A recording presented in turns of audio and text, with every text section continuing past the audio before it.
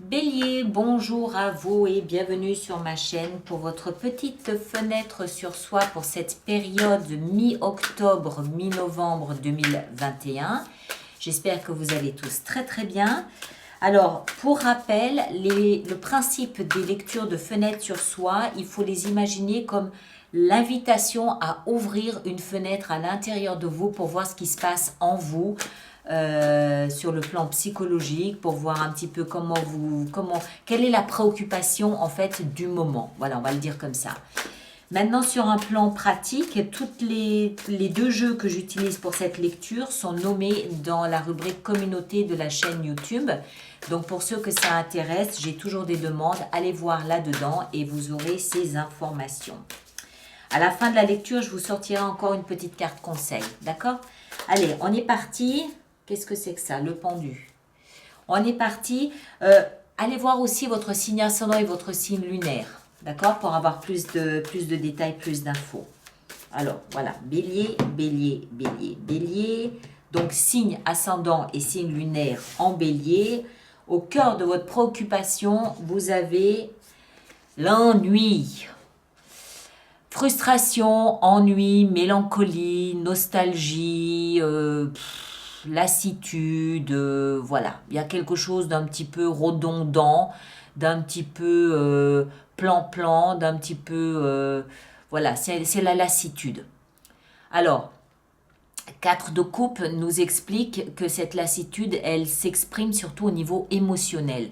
Mais bon, les émotions, on s'en sert aussi au quotidien pour beaucoup de choses. Ça peut être au travail, ça peut être dans une vie familiale, une vie relationnelle. Voilà, ça peut être amical, voilà. Donc une espèce de... Vous espérez, vous attendez en fait un petit coup de piment dans votre vie émotionnelle. D'accord? euh, à placer en fonction de ce que vous vivez. Hein. Encore une fois, les émotions, on en a au travail. On en a en faisant ces comptes à la fin du mois. On a des émotions à chaque période de notre vie. Mais bon, voilà, vous espérez un peu plus de piment, vous espérez un peu plus d'intérêt, un peu plus d'action, un peu plus de quelque chose waouh, waouh, super. On va voir, on continue. Le passé, donc de là d'où vous provenez, ah oui, ben tu m'étonnes. Le roi de bâton. Alors, le roi de bâton, ça peut être quelqu'un d'un signe de feu, bélier comme vous, lion ou sagittaire, homme ou femme, ou quelqu'un qui a ses caractéristiques, c'est-à-dire quelqu'un de volcanique, quelqu'un de rayonnant, quelqu'un de solaire, quelqu'un au charme irrésistible, quelqu'un qui sait convaincre, quelqu'un qui est en fait un meneur d'hommes. D'accord? Vous voyez le genre de personnalité, le genre de tempérament de feu. D'accord? Donc il peut s'agir d'une personne. Puisqu'elle est dans le passé, on comprend un petit peu mieux que bon ben c'est quelqu'un comme ça vous remplit une pièce. Donc dès qu'elle sort de la pièce, bon, on comprend que ça fait un peu vide, ça fait plan-plan, c'est possible.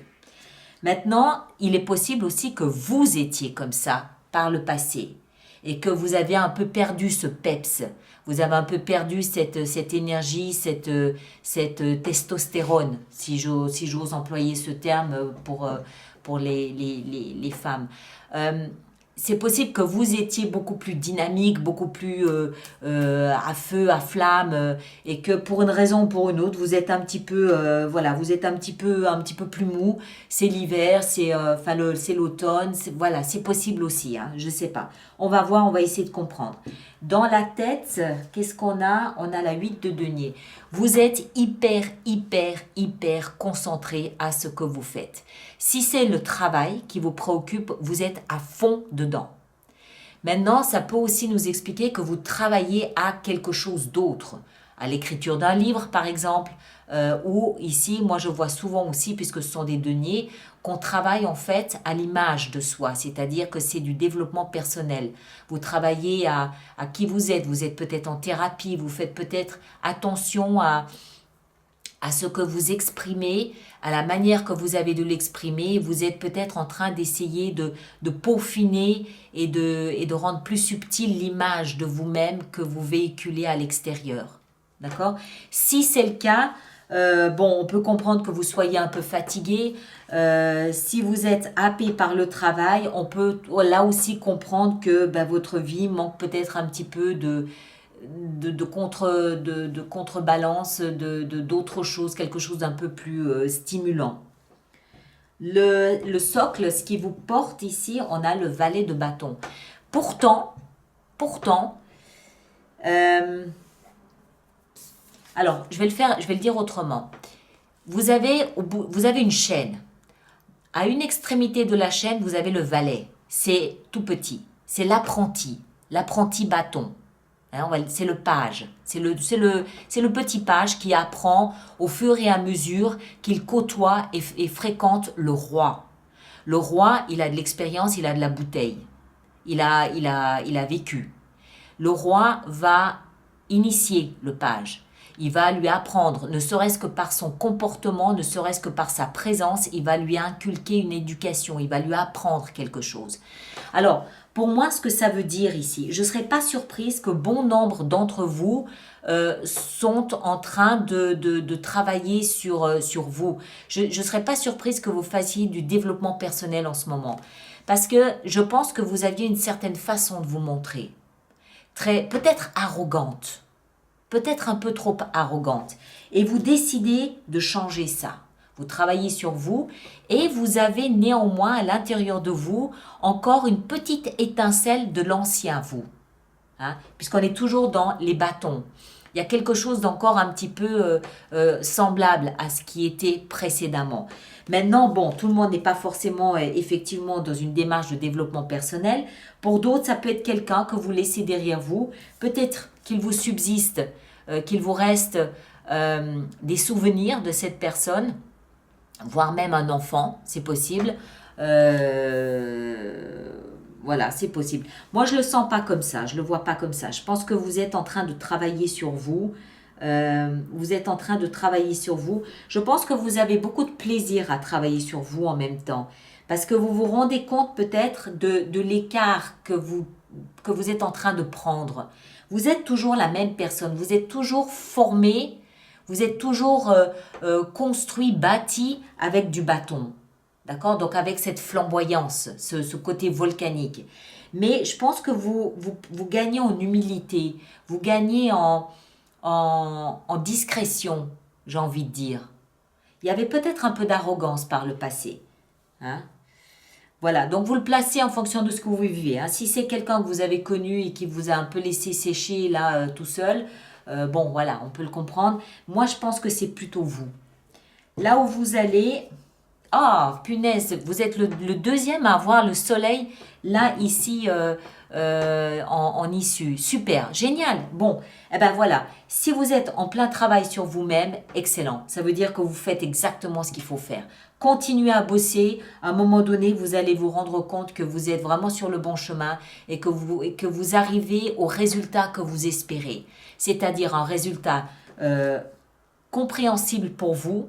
Clairement, vous allez voir la différence avant, après, et puis un résultat fait de joie, de bonheur, de bons moments, de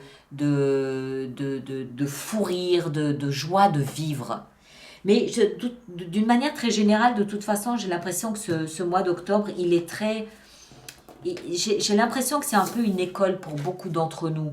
Et je ne serais pas surprise que le mois prochain, on voie émerger beaucoup de nouveautés, de nouveaux chemins, de nouvelles décisions, de nouvelles approches, de nouvelles structures, des choses nouvelles.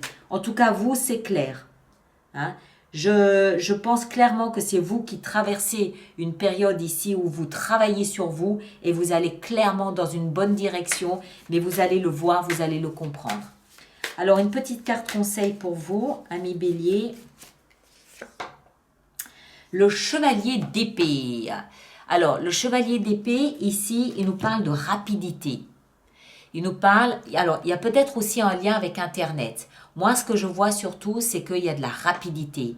Il y a un mode de compréhension qui est rapide, qui est concentré sur ce que vous êtes en train de vivre, sur ce que vous êtes en train de traverser, sur ce que vous êtes en train de réaliser. Vous le comprenez, c'est dans la tête, c'est bam, bam, bam. Et alors, surtout, ça va vite. Vous n'êtes pas à la traîne. D'accord? Je pense même que vous pouvez mentalement peut-être anticiper un petit peu ce que vous êtes en train de traverser, ce que vous êtes en train de vivre ici. En tout cas, la tête, elle est à fond, elle est dans l'action, elle est dans la compréhension, elle est dans l'analyse et ça va très vite. Vous n'êtes pas à la traîne. Ok? Voilà mes chers, donc je vous remercie de laisser vos commentaires sur YouTube. C'est toujours intéressant pour les autres personnes du signe du Bélier de voir comment vous gérez ça. Je vous demande aussi, s'il vous plaît, de partager, de liker. Ça, c'est intéressant pour moi, c'est important pour moi.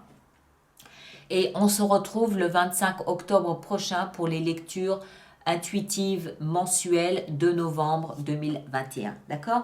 Merci à vous tous et à très très très bientôt. Merci beaucoup.